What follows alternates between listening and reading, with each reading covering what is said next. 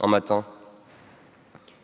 Alors qu'il campait depuis une semaine entre les statues, il vit plusieurs gradés traverser leurs rangs dans une automobile décapotable et choisir des pelotons de 10 pour aller travailler dans des hôpitaux à Paris.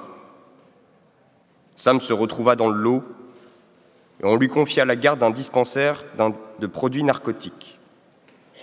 On l'envoyait parfois à travers les salles nauséabondes porter une dose de morphine à une infirmière, et les choses qu'il vit lors de ses missions le firent mûrir prématurément.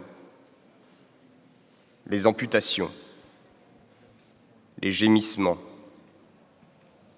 l'odeur putride de l'infection et de la maladie lui montrèrent combien il en savait peu sur l'horreur de la guerre. Chaque jour qui passait le faisait se sentir plus humble et plus naïf. Parfois, avec son contingent, il se rendait dans un café où trônait un très mauvais piano, et Sam s'exerçait pendant une bonne heure.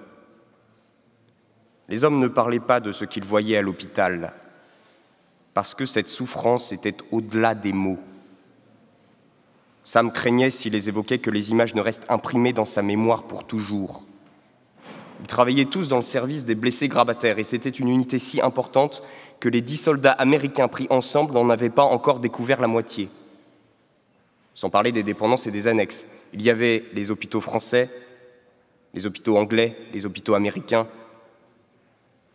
Rien sur les affiches patriotiques ou les partitions musicales ne permettait d'imaginer les mâchoires emportées, les orbites calcinées, ou les tubes en caoutchouc noir tremblotants qui dégoulinaient de pus.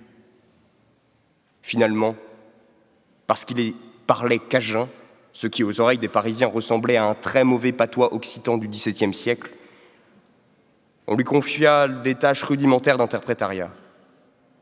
Mais tous les Français auxquels il s'adressait haussaient les sourcils avec surprise, examinaient son visage avenant et lui demandaient de quelle colonie il avait débarqué. Merci pour cet extrait, Pierre Benoît.